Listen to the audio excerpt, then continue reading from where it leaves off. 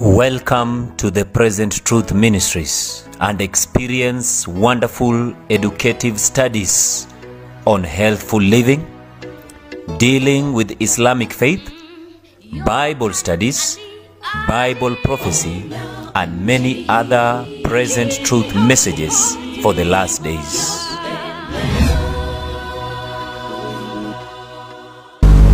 Wacha nichukue nafasi hii nipate kuwasalimu nyote. Bwana Yesu asifiwe. Nina furaha kwa sababu Mungu ametujalia tena nafasi yake ili tena siku ya leo tukapate kuweza kupeperusha ujumbe ambao ni wetu sote. Kwa hivyo kabla tujaendelea, wacha tuanze na ombi. Baba yetu unayetupenda sana, katika jina la Yesu Kristo tunashukrani kwa sababu ya wema wako ambao umetujalia wapendwa tangia siku ya jana.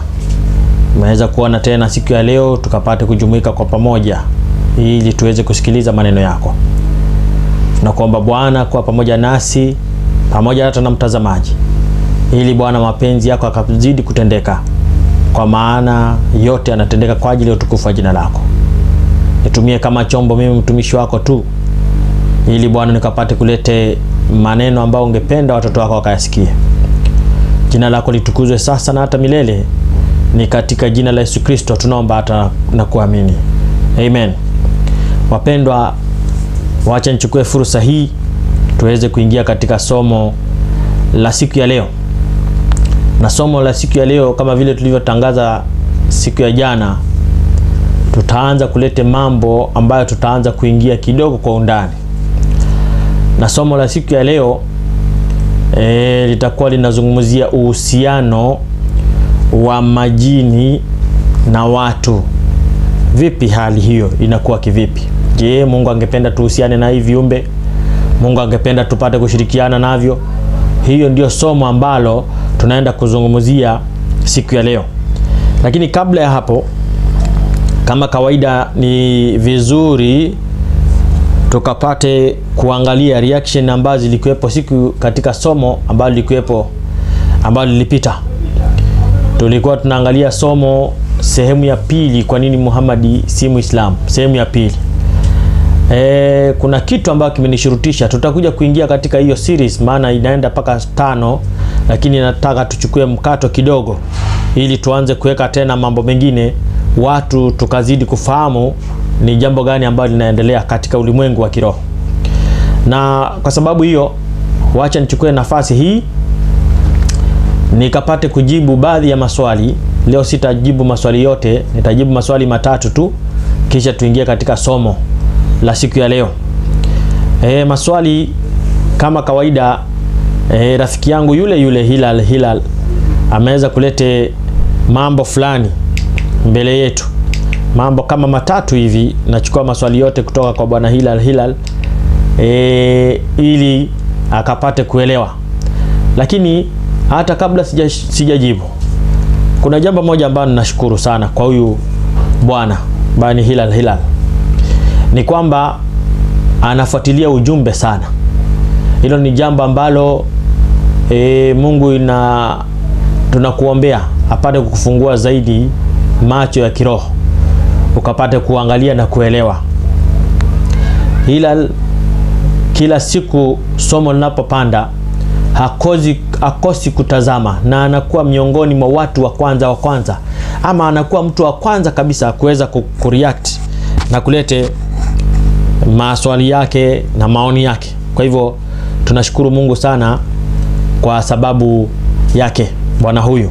Mungu azidi kufunulia zaidi, Mungu azidi kuonyesha zaidi ili ukapate kufahamu zaidi. Sasa katika hoja ya kwanza amesema hivi, si andiko ushasoma hapo, ni Jibril. Sasa unauliza nini tena? Na ni siku ya mwanzo lazima mtume ashtuke, kwa sababu Jibril alikuwa akisema usihofu. Sasa kwa mtume Muhammad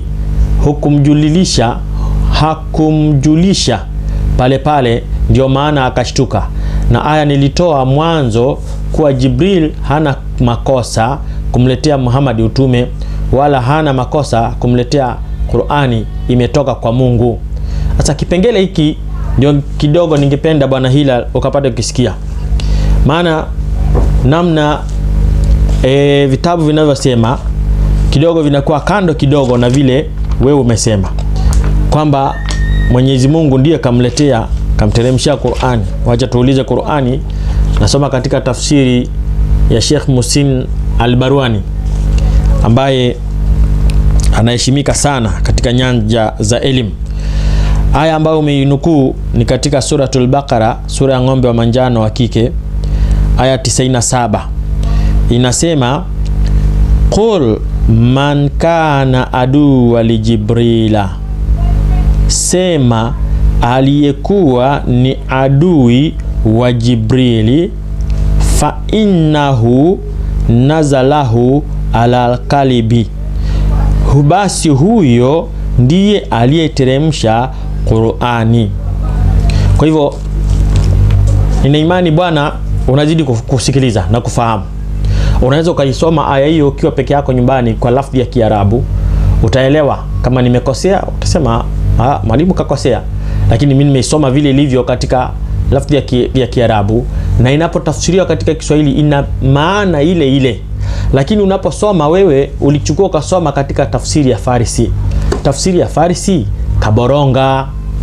Huo ndio ukweli. Tafsiri ya Farisi kaboronga, kaongeza mambo ya kwake. Hakuna anayemfanyia ushinde Jibril. Hakuna kitu kama katika lugha ya Kiarabu, hakuna. Nasema qul man kana aduwa li Jibril, sema aliyekuwa ni adui wa Jibril, basi huyo ndiye aliyeteremsha Qur'an. Kwa hivyo ningependa upokee kwa hekima vile maandiko yanavyosema. Maana unapopingana na maandiko itaonekana kwamba kidogo labda unampinga Mwenyezi Mungu ama unapinga maamrisho ambayo Mungu ameyaweka. Kwa hivyo katika swali la kwanza nafikiri Bwana Hilal umeshapokea hiyo. La pili, Bwana Hilal tu bado yule rafiki yangu sana nampenda kwa jina la Yesu, anasema hivi: sasa wewe kama sinagogi sio msikiti. Usikilize maneno yake. Kama sinagogi sio msikiti, kusudia kwamba Yesu aliingia katika msikiti. Kama sinagogi sio msikiti, ina maana unapinga Biblia au ushakuwa una elimu kushinda Biblia. Wewe umetumwa ukufuru, lakini moto unakungoja. Angalia, huyu bwana nampenda kwa sababu anazungumza vile anavyosikia, si vile alivyojisomea. Na hiyo ndio tofauti aina mbili.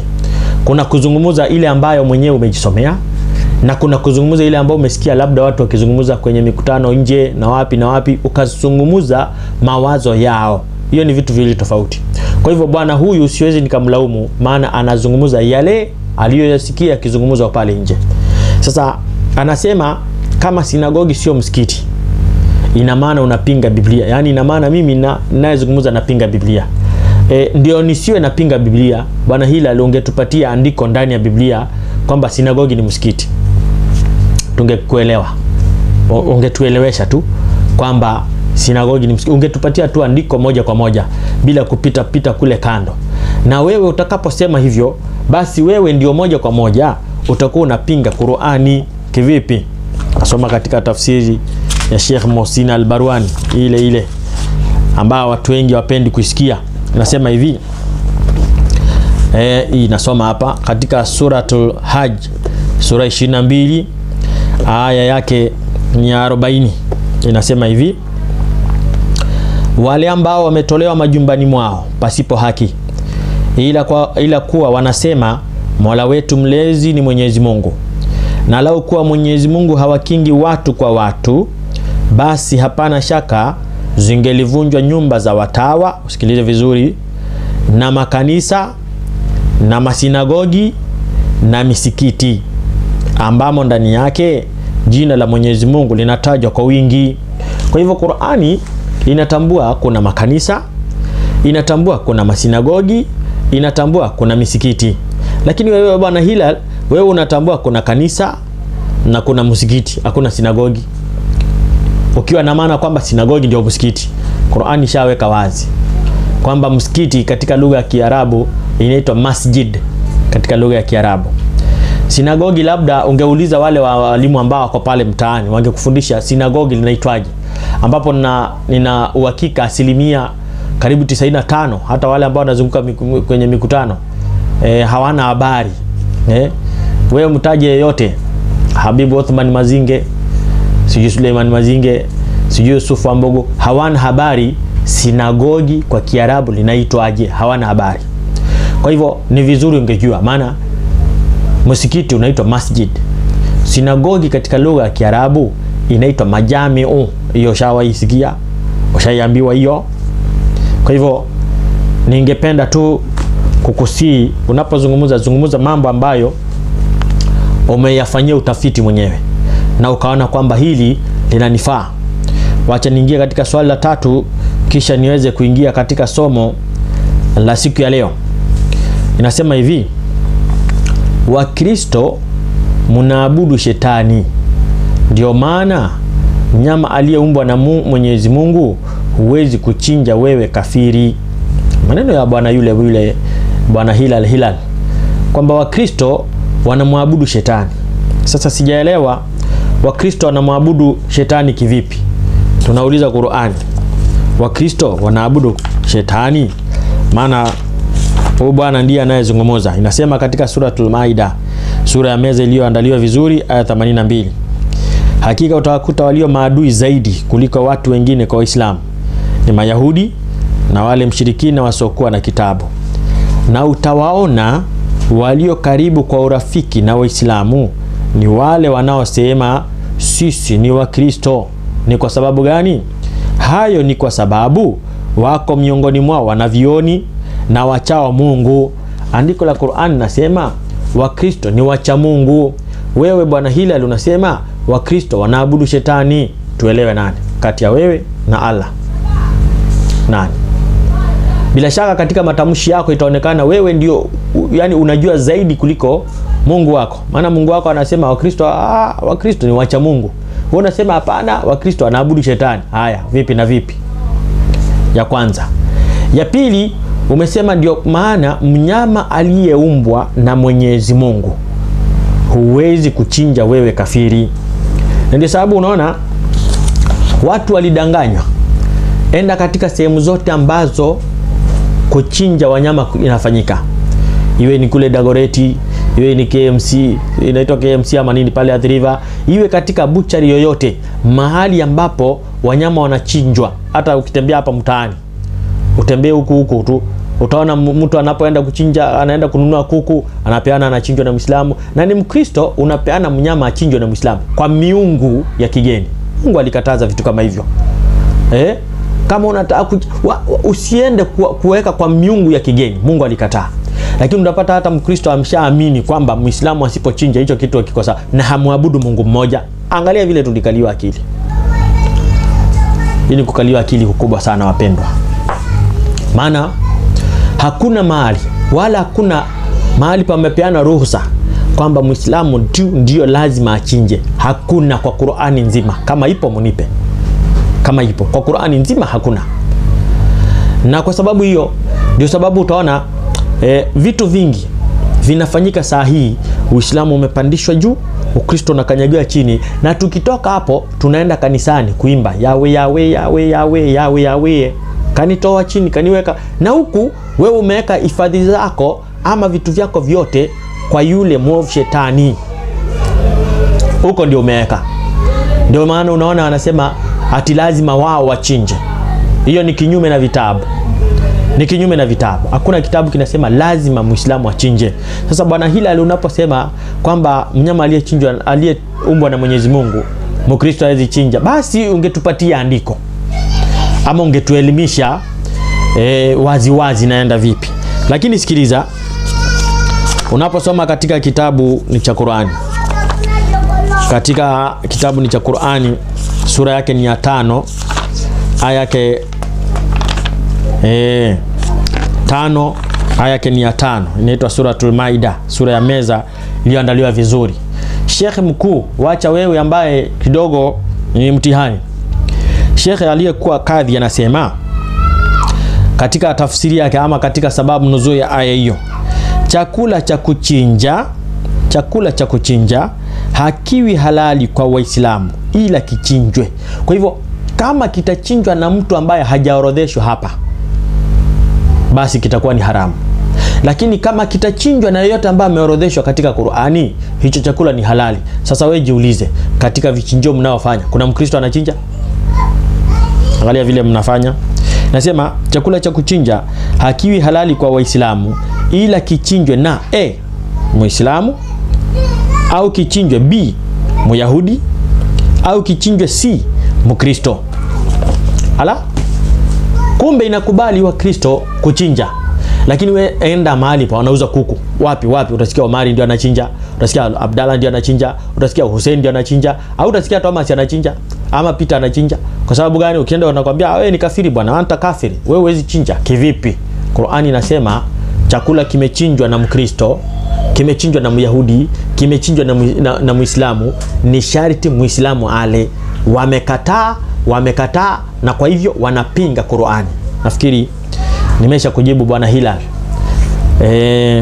katika jambo umezungumza. Siku ya leo tunaangalia uhusiano katika wanadamu na majini. Maana majini wapendwa yamo duniani, na majini vile alivyo duniani, wanadamu wengi wameweza kutekwa na wameweza kuwa ni wenye kuyaamini na kuweza hata kufanya vituko vyao kwa kuyatumia. Lakini Mungu kuna vile anavyotushauri. Sehemu ya kwanza hii tunaenda kuweka msingi katika Biblia na kidogo katika Qur'ani. Kisha sehemu ya pili tutaingia katika kuchungua zaidi katika vitabu, na hata kuonyesha, kama tutapata muda, kuonyesha mtu utajuaje kama wewe umepagawa na pepo. Maana kuna watu wako na pepo ila huyo pepo hajionyeshi, lakini yako naye tu, ametulia, hajionyeshi. Ndio sababu utaona mtu anatembea, anafanya mambo, hayuko hivi, wewe utadhani yako sawa, lakini kumbe ako na pepo. Kwa hivyo sehemu ya pili tutakuja kuingia huko. Hapa tunaweka msingi kwanza ili tuweze kuwa na mshiko mahali tutaweza shikia base kabla tujaingia katika habari kamili. Hii itakuwa ni kwa muhtasari tu kabla tujaingia kwa habari kamili, watu wakaweze kuelewa msingi umejengwa wapi. Maana tunajengwa katika msingi ulio imara wa Kristo, msingi wa Yesu Kristo. Sasa ndio tuweze kuelewa vitu hivi, lazima tuweke foundation iliyo firm kwanza. Tukishaiweka, basi tutakuwa ni wenye kuendelea na kujua siri nyingi ambazo Mungu atatujalia. Ndio maana unaona katika kitabu cha Waefeso, wapendwa, Waefeso sura yake ni ya 6, aya yake ni ya 10. Kuna maneno ambayo tunashauriwa katika kitabu hiki. Maneno yenyewe ni gani? Maandiko yanasema, hatimaye mzidi kuwa hodari katika Bwana na katika uweza wa nguvu zake. Maandiko yanatushauri kwamba wewe pamoja nami, Mkristo, Muislamu unayeangalia, maandiko yanatushauri tukue hodari katika Bwana na katika uweza wa nguvu zake. Kwa hivyo yeye ndiye ako na uwezo, yeye ndiye ako na nguvu peke yake, hakuna mwingine. Bwana ambaye ni Yesu Kristo ndiye ako na uwezo juu ya mambo haya yote.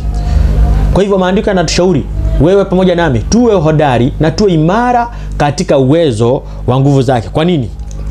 Maandiko yanatuambia vaeni silaha zote za Mungu mpate kuweza kuzipinga hila za shetani. Tuvae silaha zote za Mungu. Hii si kuvaa guruneti ama kuchukua AK47 ama G3 ama hapana, ni kuvaa silaha zote za Mungu ili mpate kuweza kupinga hila za yule shetani. Tutakuja kuangalia hizi silaha ni zipi. Katika andiko la 12 inasema, kwa maana kushindana kwetu sisi si juu ya damu na nyama, bali ni juu ya falme na mamlaka, juu ya wakuu wa giza hili, juu ya majeshi ya pepo wabaya katika ulimwengu wa roho. Kwa hivyo vita vyetu si vita vya ngumi, kusomea taekwondo, kusomea karate, tai chi. Vita vyetu ni vita vya kiroho. Ndio maana maandiko yanatuambia tuchukue silaha. Ina maana silaha ambazo tutakazochukua ni silaha za kiroho, sio physical weapon, ni silaha za kiroho. Sikiliza vile andiko inazidi kutushauri. Sema hivi, kwa sababu hiyo twaeni silaha zote za Mungu mpate kuweza kushindana siku ya uovu, na mkiisha kuyatimiza yote kusimama. 14. Basi simameni hali mmejifunga kweli viunoni, na kuvaa dirii ya haki kifuani. Dirii ile kitu ambacho kilikuwa kinafungwa hapa ili mishale inapokuja haiwezi kukudunga. Maandiko yanasema tuvae dirii ya haki kifuani. Tumefunga tena, tuvae kifuani kabisa, na tumefungwa kweli viunoni. Kweli ni Biblia. Sikiliza 15. Na kufungiwa miguu utayari tupatao kwa injili ya amani. 16. Zaidi ya yote mkitwaa ngao ya imani, ambayo kwa hiyo mtaweza kuizima mishale yote yenye moto ya yule mwovu. Kwa hivyo maandiko yanatuambia tuvae silaha zote. Tusiweze kuacha hata moja. Tuweke silaha, tuvae ili tuweze kushindana na yule mwovu shetani. Maana kupigana kwetu si juu ya damu na nyama, bali ni juu ya falme, principalities ambazo zipo katika ulimwengu wa kiroho. Vita vyetu ni vita vya kiroho. 17. Maandiko yanazidi kushauri, tena ipokeeni chepeo ya wokovu na upanga wa Roho ambao ni neno la Mungu. Bwana Yesu asifiwe. Amen. Kwa hivyo neno la Mungu ndio silaha ambayo iko tayari. Ndio silaha ambayo inatosha, neno la Mungu. Neno la Mungu ambayo ni Biblia, sio Qurani. Hapana, usije ukaconfuse ukasema ni Qurani. Hapana. Neno la Mungu ambayo ni Biblia inasema tukue nayo tukiweza kushindana katika siku hiyo. 18 maandiko yanasema kwa sala zote, sikiliza sasa, kwa sala zote na maombi mkisali kila wakati katika Roho, mkikesha kwa jambo hilo na hukudumu katika kuwaombea watakatifu wote. Kwa hivyo maandiko yanatushauri tuweze kuvaa silaha ambao ni neno la Mungu, ili tukaweze kupingana na yule mwovu shetani. Maana vita ameviweka kwa wanadamu, vita vya kiroho ameviweka kwa wanadamu. Kwa hivyo maandiko yanatushauri tuweze kuvaa silaha hizo na tuwe tayari ili kuweza kupingana katika siku za uovu. Mungu anatushauri. Mungu ni Mungu mwenye upendo, wapendwa. Ndio maana hataki watoto wake wakaweze kupotea. Lazima ataonyesha, lazima atawafunulia. Kwa mujibu wa kitabu cha Amosi 3:7 inasema, hakika Bwana Mungu hatafanya jambo lolote bila kuwafunulia watumishi wake manabii siri zake. Kwa hivyo Mungu atatufunulia, Mungu atatuweka wazi na tutaweza kufahamu. Ndio sababu Mungu katika kipindi hiki anatufunulia watumishi wake, anatufunulia tukaweze kufahamu kweli, na kweli tuweke huru. Ndio maana maandiko yanasema tuvae kweli katika viuno na kuvaa dirii ya haki. Kweli ni Biblia, neno la Mungu. Unaposoma kitabu cha Yohana 17, wacha nisome wapendwa. Mungu atusaidie sana wapendwa. Maandiko yanasema uwatakase kwa ile kweli, neno lako ndiyo kweli. Kwa hivyo kweli ni neno la Mungu. Kwa hivyo hutamshinda shetani kwa kusoma kitabu hiki. Hutamshinda shetani kwa kusoma kitabu hiki wapendwa. Utamshinda shetani kwa kusoma kitabu hiki. Leo kufahamu. Ndio maana unaona maandiko yanazidi kutushauri. Yanatushauri kivipi? Unaposoma katika kitabu cha Isaya, watu wa Mungu tusije tukakubali kushirikishwa katika vitu vya kiuovu, vitu vya kishetani shetani. Ndio maana Mungu anatushauri, anakuambia wewe na ananiambia mimi. Anasema katika kitabu cha Isaya 8:19, anasema hivi, na wakati watakapokuambia tafuta habari kwa watu wenye pepo na kwa wachawi waliao kama ndege na kunong'ona, je, haiwapasi watu kutafuta habari kwa Mungu wao? Je, waende kwa watu waliokufa kwa ajili ya watu walio hai? Utashangaa sasa hata watu ambao wanasema ni wacha Mungu wanaenda kwa watu ambao ni waganga wa kienyeji. Wengine wamejaza kwenye vigingi vya stima. Sijui mganga kutoka wapi, anatibu kisirani, anakinga nini. Hiyo yote ni upuzi. Mungu anasema ni watu waliokufa. They are dead people. Watu walikufa kitambo. Mungu anasema watu watafute habari kwa Mungu wao, si kwa waganga. Mungu anasema na waende, andiko lake la 20, na waende kwa sheria na ushuhuda. Ikiwa hawasemi sawasawa na neno hili, ikiwa hawasemi sawasawa na neno hili, bila shaka kwa hao hapana asubuhi. Kwa hivyo watu wa Mungu wanafaa kutafuta habari, wanafaa kwenda katika neno ambalo ni Biblia, neno la Mungu. Hili si neno la Mungu. Qurani si neno la Mungu. Haitakusaidia neno la Mungu. Kwa hivyo maandiko yanatuambia tuvae silaha na tuweze kuwa tayari kwa ajili ya kupingana na hila za yule mwovu shetani. Wapendwa, usije ukakubali kudanganywa, usije ukakubali kudanganyika. Maandiko yanatuweka wazi tujikinge na yule mwovu shetani. Ndio Mungu anazidi kuambia watu wake, watumishi wake, maana amewakataza wasiweze kushirikiana na vitu kama hivi tangia kitambo, tangia zamani, si sasa hivi. Unajua katika Agano Jipya linazungumzia Wakristo wa sasa, lakini katika Agano la Kale linazungumzia Wakristo wa zamani zile. Ndio Mungu akazungumza kwa kinywa cha Musa mtumishi wake katika kitabu cha Walawi, Leviticus sura ya 17 andiko lake ni la 7. Maandiko yanasema, wala hawatatoa tena sadaka zao kwa wale majini ambao huwafuata ili wafanye uasherati nao. Mungu anasema sheria hii itakuwa sheria ya milele kwao, kizazi baada ya kizazi. Kwa hivyo Mungu anakuja anakataza watumishi wake ambao ni wewe pamoja nami. Anatukataza tusije tukafanya ushirikiano na wale majini, wale mapepo wabaya, wale sijui nini, tushirikiane. Mungu anasema usije ukafanya hivyo. Mungu anatukataza. Kwa sababu gani? Mungu anatujali. Na ndio sababu unaona wakati alizungumza na Wakristo wa zamani akawaambia msishirikiane na mapepo, alikuja pia akazungumza na Wakristo wa sasa akawaambia hayo madude msikuwe na ushirikiano nao. Katika kitabu cha Mathayo, tuingie pale Mathayo sura yake ni ya 10. Wapendwa, mbarikiwe sana mnapozidi kutegea ujumbe huu. Katika Mathayo sura yake ni ya 10 andiko lake ni la 8. Maandiko yanasema, pozeni wagonjwa, fufueni wafu, takaseni wenye ukoma, toeni pepo, mmepata bure, toeni bure. Kwa hivyo Yesu anakuja anasema tusiwe na ushirikiano na mapepo na majini, maruhani, maifritu, wote tusikiwe na ushirikiano wote. Anasema tuyaondoe. Swali, utayaondoa aje? Utayaondoa kwa kusomea Qur'ani. Wanasikia wanasema tunasomea Qur'ani, mapepo ya asini wale Qur'ani hakim. Pepo unamsomea Qur'ani. Yaani vitu vingine hata viingia akilini. Maandiko yanasema anapaswa kutolewa. Anatolewa kwa jina la nani? Anatolewa katika jina la Yesu Kristo. Ndio maana maandiko yanasema atoke. Aya, anatolewa kwa jina la nani? Jina la Yesu Kristo, sio kusomea Qur'ani. Sikiliza. Anatolewa kwa jina la Yesu Kristo. Pepo mchafu, ibilisi, shindwe katika jina la Yesu Kristo. Inasema hivi, ikawa 16, Matendo 16:16. Ikawa tulipokuwa tukienda mahali pale pakusali, kijakazi mmoja aliyekuwa na pepo wa uaguzi akatukuta, aliyewapatia bwana zake faida nyingi kwa kuagua. 17. Akamfuata Paulo na sisi akipiga kelele akisema, watu hawa ni watumishi wa Mungu aliye hai, aliye juu, wenye kuwahubiria njia ya wokovu. Huu ni pepo anazungumza. 18. Akafanya hayo siku nyingi, lakini Paulo akasikitika, akageuka akamwambia yule pepo. Paulo anageuka, maana amevaa silaha zote za Mungu, amejilinda kwa upanga wa Yesu Kristo ambao ni neno takatifu.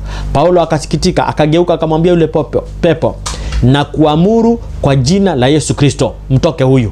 Maandiko yanasema akamtoka saa ile. Paulo hakwenda kama ameshika Qur'ani, atuacha nikusomea Qur'ani. Hakwenda kama amefanya vitu kama hiyo. Hakuna kitu kama hiyo alifanya. Alimwambia na kuamuru kwa jina la Yesu Kristo, mtoke, na akamtoka. Hata wewe ambaye labda yuko ndani yako, uwezi kujua. Utakuja kuangalia dalili za mtu mwenye pepo anakaa namna gani. Utajuaje uko na pepo? Utajuaje? Ni katika jina la Yesu. Si kuambiwa weka maji kwenye glasi na uweke chumvi na uanze kunyunyiza. Hapana, huyo ni mganga, ni mchawi. Ukiona mtu anakuambia hivyo, atichukua maji, weka kwa glasi, weka chumvi, koroga, nyunyiza kwa nyumba, huyo ni mganga wa kienyeji. Si vitu kama hivyo. Hakuna mahali Yesu alisema jini atolewe kwa chumvi, hakuna. Anatolewa kwa jina la Yesu Kristo. Ndio sababu unaona Yesu anasema endeni mkatoe mapepo. Kwa sababu gani? Hataki ushirikiano nao. Waondoke waende kabisa. Ndio sababu hata Mungu anapozungumza, sikiliza tena, turudi katika Agano la Kale. Katika Kumbukumbu la Torati 18 andiko lake ni la 10. Maandiko yanasema hivi, watu wa Mungu, wewe pamoja nami tunaonywa, asionekane kwako mtu ampitishaye mwanawe au binti yake kati ya moto, wala asionekane mtu atazamaye bao, wala mtu atazamaye nyakati mbaya, wala mwenye kubashiri, wala msihiri. Yani asionekane mtu kama huyo. 11, wala mtu alogae kwa kupiga mafundo, wala mtu apandishaye pepo, wala mchawi, wala mtu awaombaye wafu. Apandishaye pepo, utasikia kwamba huyu pepo inafaa tumpandishe, inafaa. Mungu amesema asionekane. Ukiona mtu anafanya kazi ya kupandisha pepo, huyo si mtu wa Mungu, huyo ni mtu wa shetani. Kuna Mungu wako hapa? Hakuna. Lazima watu wajikite mizizi katika Yesu Kristo. Watu wajue wa kutegemewa ni Yesu Kristo. Watu wajue hifadhi yao inapatikana kwa Yesu Kristo, si kwa maji na chumvi. Ndio sababu utaona wahubiri wengi wako huku nje wamedanganya watu, akina Kanyari, akina Ng'ang'a, akina Muiro, wamedanganya watu. Weka maji kwenye gilasi, weka chumvi, koroga. Huyo ni muganga, anakuongezea majini katika nyumba. Na ndio sababu utaona watu watazidi kutolewa majeta. Anatolewa tena anarudi, tena anatoa. Hiyo ndio kazi, imekuwa kazi, ni biashara. Maandiko yanasema ni kwa jina la Yesu pepo toka. Kwa jina la Yesu pepo anatoka. Anatetemeka wakati anamuona. Wakati anasikia jina la Yesu anapanda moto unawaka, anakimbia, anatoka, anamwacha huru. Lakini angalia watu wengi wale ambao wanasomea Qur'ani. Wale ambao wanasomea Qur'ani, jini huwa atoki, anakaa hapo tu. Anakaa hapo, anaona acha nisumbue, anaanza kusumbuka. Unaona mtu anakichwa, nauma na kichwa, nataka nisomewe Qur'ani. Inabidi mtu akuja aanze kumsomea Bismillahirrahmanirrahim, alhamdulillahi rabbil alamin, hiyo yote ni upuzi bwana. Kuna kitu kama hiyo? Ni mtu akiwa hivyo, munaomba kwa jina la Yesu Kristo, pepo anatoka, anaenda. Si mambo ya atirukia, sijui ubani, sijui vumba. Hakuna. Jina la Yesu linatosha. Maandiko yanasema waondoeni kabisa, wasionekane pale. Mungu anazidi kuzungumza katika Walawi 19. Wapendwa, Mungu atubariki sana, Mungu atusaidie sana. Mungu anazidi kutukataza tusikuwe na ushirikiano watu kama hawa.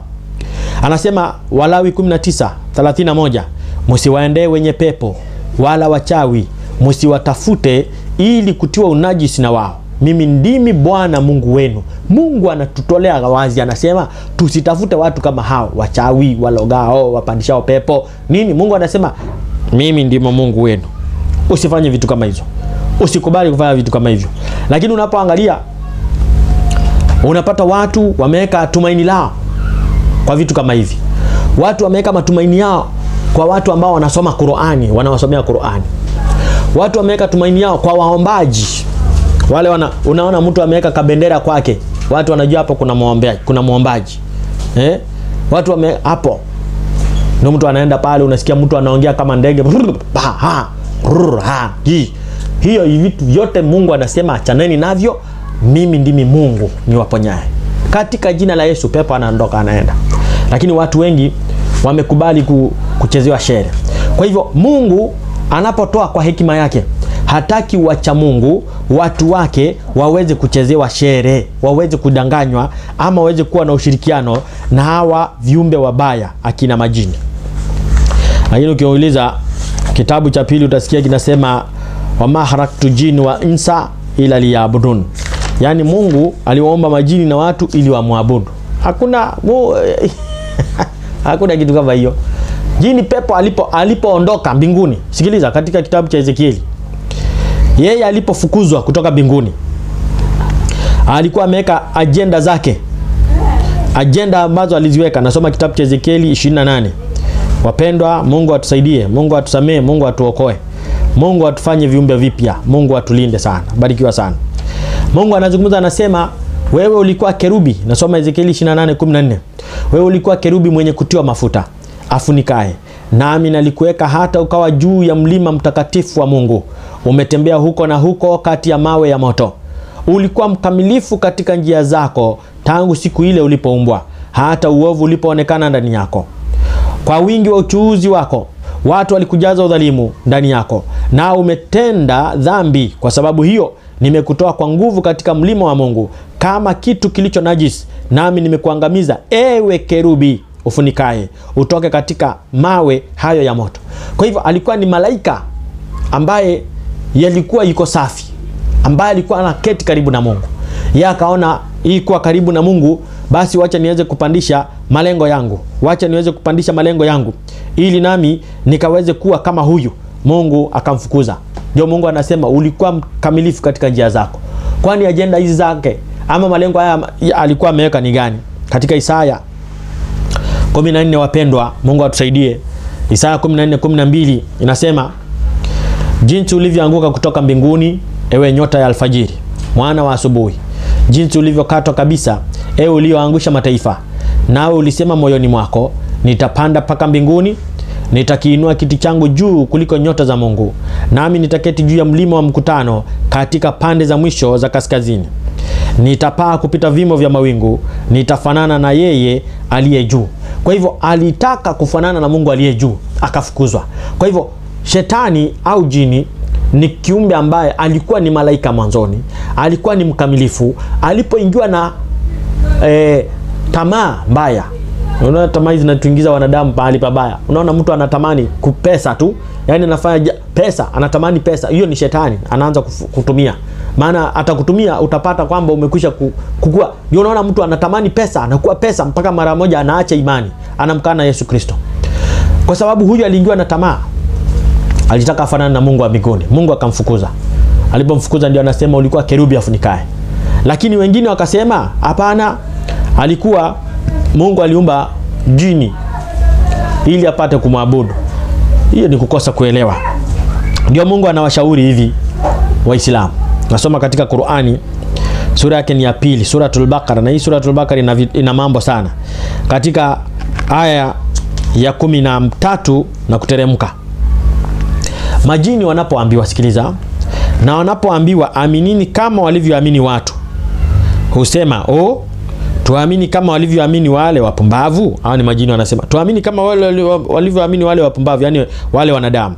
Hakika wao ndio wapumbavu lakini hawajui. Sikiliza, na wanapokutana walioamini husema. Sasa wakikutana na wale ambao wameamini wanadamu husema tumeamini.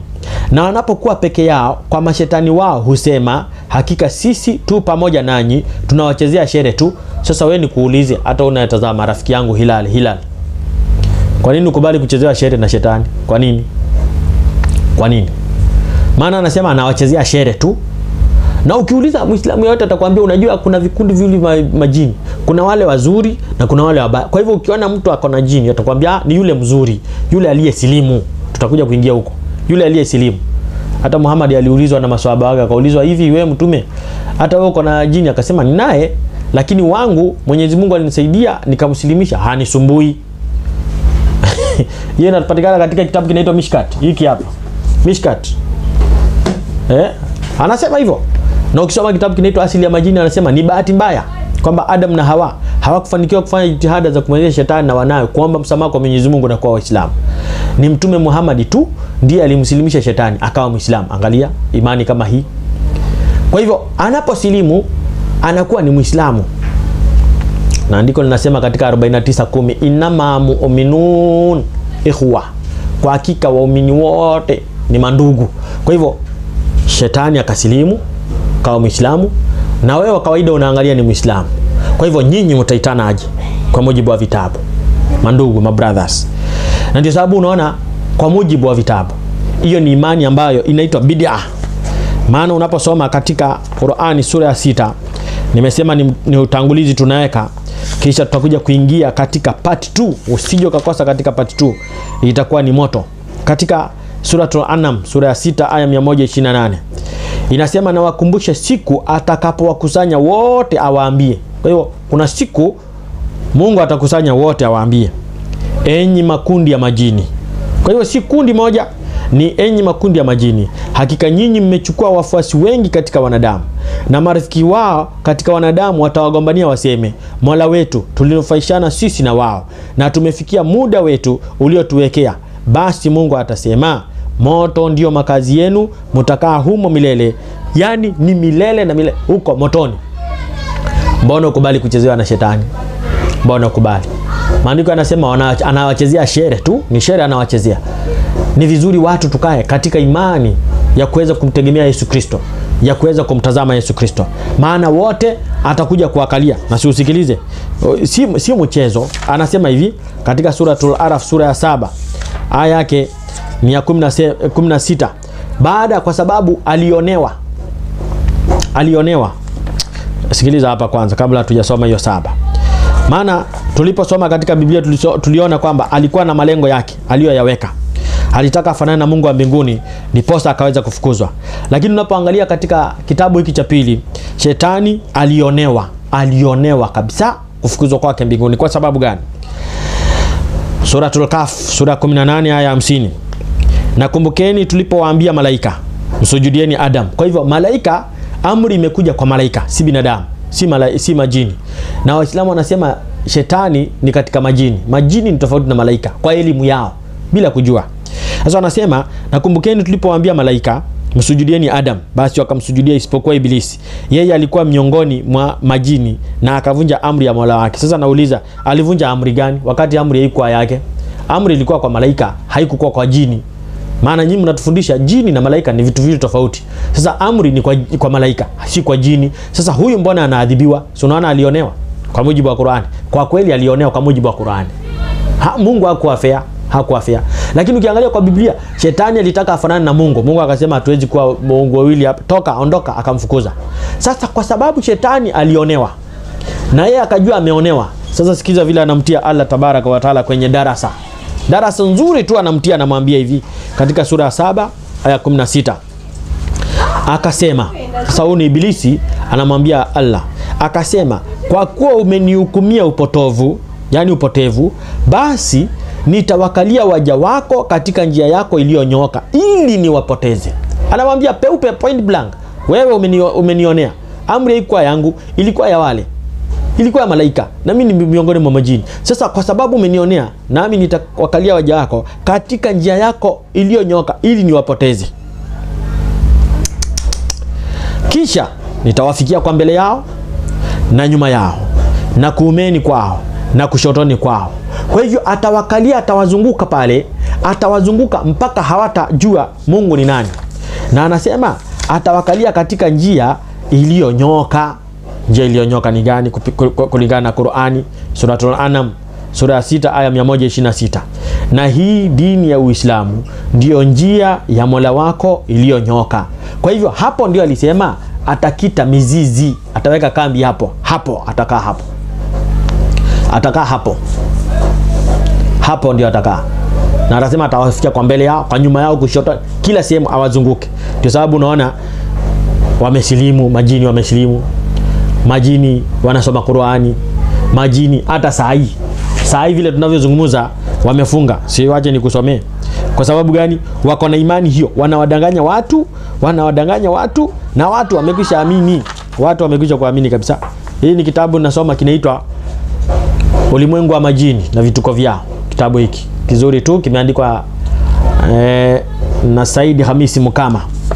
Ndio maana unaona atawazungu. Au utasikia wameingia huko wanaimba praise and worship ama kwaya ama wanasoma Biblia. Hapana, hawapendi Biblia. Tulisoma katika vipindi vimepita. Na ndio unaona hata saa hii wanadamu Waislamu wamefunga, tena hawa majini wamefunga. Qur'ani kasema wanawachezea shere. Sikiliza. Nasoma katika ukurasa wa 32. Hotuba ya mashetani.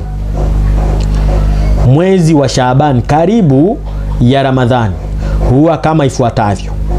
Asalamu alaikum. Umeshuka kutoa taarifa karibu. Itakuwa hatushuki kwa vile mwezi wa toba umekaribia. Yani mwezi wa toba, hata kwa majini wanaomba msamaha, wanaomba toba. Wapi? Ati mwezi wa toba umekaribia. Na sisi mwezi wa toba hatufanyi kazi. Tunaomba Mwenyezi Mungu akujalieni mfunge salama. Tutakutana mfungo mosi. Kwa hiyo kilinge kifungwe na kisifunguliwe ila kwa tawasul au maulidi. Kitabu kinadhibitisha. Wanawachezea shere tu. Wanachezea shere. Ndio sababu unaona hata vitabu. Wacha kuna kitu ambacho nimefikiria na itakuwa vizuri tutakapo kiangalia katika sehemu ya pili, wapendwa. Mungu atusaidie sana. Ndio maana unaona maana hawa wako na ushirikiano. Sikiliza suratul Ahqaf sura 46 aya yake ni 29, inasema na wakumbushe, na usikilize vizuri Mkristo unayetazama, Laiti andiko kama hili lingelipatikana kwa Biblia, sijui tungeenda wapi. Na wakumbushe, tulipokuletea kundi la majini kuja kwako kusikiliza Qur'ani, basi walipohudhuria walisema kuambiana. Yani majini walipohudhuria kisomo cha Qur'ani, tena ilikuwa inasoma kitajwid, walihudhuria wakasema kuambiana, nyamazeni, msikilizeni maneno ya Mwenyezi Mungu. Na ilipokwisha somwa, walirudi kwa jamaa zao wakawaonya. Kwa hivyo majini pia wanapenda kitabu hicho. Ndio sababu unaona inasema hivi katika kipengele inasema wale ambao walikuwa wanapita mtihani katika darasa la Bwana Muhammad walikuwa ni majini. Sikiliza inasema aje katika tanbii: Mtume kama alivyopelekwa kwa wanadamu ndivyo alivyopelekwa kwa majini, kama Qur'ani nzima na hadithi za mtume zinavyoonyesha. Kwa hivyo ni Qur'ani na hadithi zinaonyesha. Lakini sikiza kipengele hiki, lakini namna alivyokuwa akikutana nao hatujui sisi. Mfano andiko hili lingepatikana kwa Biblia ingekuwaje? Ati vile Yesu alikuwa anakutana na shetani, hatujui sisi. Hatungekuwa tunaongea. Kwa hivyo kuna ushirikiano mkubwa kati ya imani ya Kiislamu na mashetani na majini. Na hili ni jambo ambalo tunalizungumza tu kwa uwazi pasipo uoga, maana ujumbe huu sio watu waoga. Ndio sababu tunaomba Mungu azidi kutushikilia sana ili tupate kutangaza ujumbe huu. Unajua wengi walidhani kwamba ujumbe hautaendelea, lakini ujumbe kwa uwezo wa Mwenyezi Mungu unazidi kuendelea na watu wanazidi kupata ujumbe. Watu wanazidi kuokoka, Waislamu wanazidi kumkubali Yesu Kristo. Kwa hivyo katika sehemu ya kwanza tumekuwa tunaweka msingi. Tutakapoingia katika sehemu ya pili, wapendwa, tutaangalia zaidi katika sehemu ya pili. Utajuaje kama uko na pepo? Maana yanafukuzwa kule, yanatumiwa wanadamu. Utajuaje? Hii itakuwa inafungua mlango kwa wote, Waislamu, Wakristo, wasiokuwa Wakristo wataelewa, utapata kuelewa zaidi. Na Mungu atubariki sana tunapojiandaa kwa kipindi hicho. Wacha tuombe. Baba, tunakushukuru tena kwa masaa haya, maana umekuwa pamoja nasi katika sehemu hii na umeweza kutujulisha ambayo tunaistahili kukaa, tusije tukaweka kikao ama tukakuwa pamoja na majini mapepo wabaya. Jina lako litukuzwe tunapozidi kujiandaa kwa ajili ya marejeo yako mara ya pili, ukitusaidia kuweza kufahamu kweli na kweli hii ikapate kutuweka huru. Jina lako litukuzwe sasa na hata milele. Ni katika jina la Yesu Kristo tunaomba na hata kuamini. Amen. Mbarikiwe sana. Tukutane katika sehemu ya pili. Barikiwa sana.